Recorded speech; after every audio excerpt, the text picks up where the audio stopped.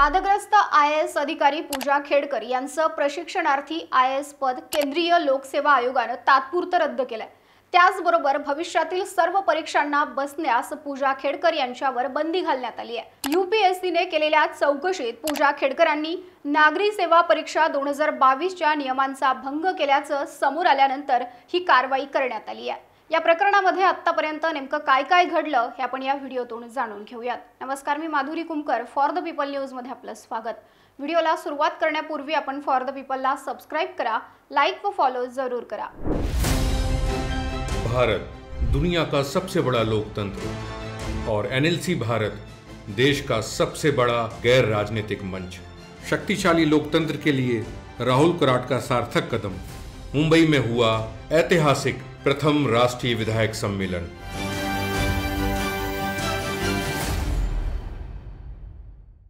पूजा दिलीप खेडकर या 2023 च्या बॅचच्या IAS अधिकारी होत्या।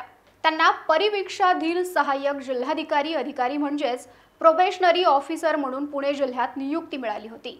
प्रशिक्षणाच्या काळात त्यांनी प्रशासनाचं कामकाज समजून घेणं आणि इतर गोष्टी शिकणं अपेक्षित होतं। मात्र तिथं रुजू होण्याच्या आधीच त्यांनी अवास्तव मागण्या करणं सुरू केलं। त्यांनी जिल्हाधिकारी आणि निवासी उपजिल्हाधिकाऱ्यांना WhatsAppद्वारे निरोप देऊन त्यांच्यासाठी स्वतंत्र बैठक व्यवस्था, गाडी, निवासस्थान व शिपाई याबाबत वारंवार मागणी केली। प्रत्यक्षामध्ये कोणत्याही IAS किंवा IPS अधिकाऱ्यांना 2 वर्षांच्या प्रोबेशन काळात या सुविधा मिळत नाहीत। त्या दरम्यान त्यांना विविध विभागात काम करावं लागतं। सर्व कामाचा अनुभव आल्यानंतरच प्रत्यक्षात त्यांची नियुक्ती केली जाते। मात्र पूजा खेडकर यांनी प्रोबेशन काळामध्येच अधिकाऱ्यांकडे विविध मागण्या करायला सुरुवात केली। नियम सांगतो की खासगी गाडीवर महाराष्ट्र शासन अशी पाटी लावणं अयोग्य आहे, पण पूजा खेडकर यांनी आपल्या खासगी ऑडी गाडीला महाराष्ट्र शासन असा बोर्ड लावून घेतला होता। शिवाय या खासगी गाडीला अंबर दिवा पण लावून घेतला होता। पूजा खेडकर यांची जिल्हाधिकारी कार्यालयामध्ये 4थ्या मजल्यावर बसण्याची व्यवस्था करण्यात आली होती। मात्र या कक्षाला अटॅच बाथरूम नसल्यामुळे त्यांनी ती नाकारली। त्यानंतर वडील दिलीप खेडकर यांच्याबरोबर त्यांनी VIP सभागृहात जागा शोधली। मात्र तिथं इलेक्ट्रिक फिटिंग नसल्यामुळे पूजा खेडकर पुन्हा एकदा नाराज झाल्या। यावेळी वडिलांनी थेट निवासी उपजिल्हाधिकाऱ्यांना खडेबोल सुनावले। जिल्हाधिकारी कार्यालयातील अनेक अधिकाऱ्यांनी जिल्हाधिकाऱ्यांकडे या संदर्भात लेखी तक्रारी नोंदवल्या। अखेर जिल्हाधिकारी सुहास दिवसे यांनी मुख्य सचिवांकडे तक्रार नोंदवली। 18 जून ते 20 जून या काळात अतिरिक्त जिल्हाधिकारी मंत्रालयामध्ये होते आणि या काळात खेडकर यांनी अँटी चेंबर मधले सर्व सामान काढले। त्याबरोबरच स्वतःच्या नावाचा बोर्ड तयार केला आणि लेटर हेड, व्हिजिटिंग कार्ड, राजमुद्रा असं सगळं साहित्य उपलब्ध करून देण्याच्या सूचना दिल्या। या घटनेमुळे खळबळ माजली। जिल्हाधिकारी सुहास दिवसे यांनी अतिरिक्त जिल्हाधिकाऱ्यांचा कक्ष हा पूर्ववत करण्याचा आदेश दिला। त्यावर खेडकर यांनी थेट जिल्हाधिकाऱ्यांना मेसेज करून म्हटलं होतं की तुम्ही जर या चेंबरमधून बाहेर काढलं तर माझा खूप मोठा अपमान होईल आणि तो मला सहन करणं शक्य होणार नाही। त्याच वेळी पूजा खेडकर यांच्या वडिलांनी देखील महिला अधिकारी असलेल्या माझ्या मुलीला त्रास देत आहात, भविष्यात याचे परिणाम भोगावे लागतील असं म्हटलं होतं। या सर्व प्रकरणात जिल्हाधिकारी सुहास दिवसे यांनी खेडकर यांचं समुपदेशन सुद्धा केलं होतं। हक्कापेक्षा कर्तव्य महत्त्वाचं आहे असं त्यांनी सांगितलं होतं। खेडकर यांनी पाठवलेले मेसेज आणि वर्तन हे प्रशासकीय अधिकाऱ्याला शोभेल असं नाही असा उल्लेख त्यांच्या विरुद्ध करण्यात आलेल्या तक्रारीमध्ये केला होता। जिल्हाधिकारी सुहास दिवसे यांनी अप्पर सचिवांकडे या प्रकरणाची लेखी तक्रार केली। त्यानंतर पूजा खेडकर यांची बदली वाशिममध्ये करण्यात आली। पण या प्रकरणावर इथेच पडदा पडला नाही, तर त्यांच्याबाबत अनेक धक्कादायक बाबी समोर आल्या। पूजा खेडकरांनी बोगस दिव्यांग प्रमाणपत्राच्या आधारावर नोकरी मिळवल्याचा आरोप करण्यात आला। माहिती अधिकारातून अनेक खुलासे यासंबंधी पुढे येत गेले आणि याच दरम्यान पूजा खेडकर यांच्या आई मनोरमा खेडकर यांचा एक व्हिडिओ समोर आला। पुणे जिल्ह्यातल्या मुळशी तालुक्यातील धडवली गावात जागेच्या प्रकरणावरून मनोरमा खेडकर यांनी एका शेतकऱ्याला पिस्तूल दाखवित धमकावल्याचा तो व्हिडिओ होता।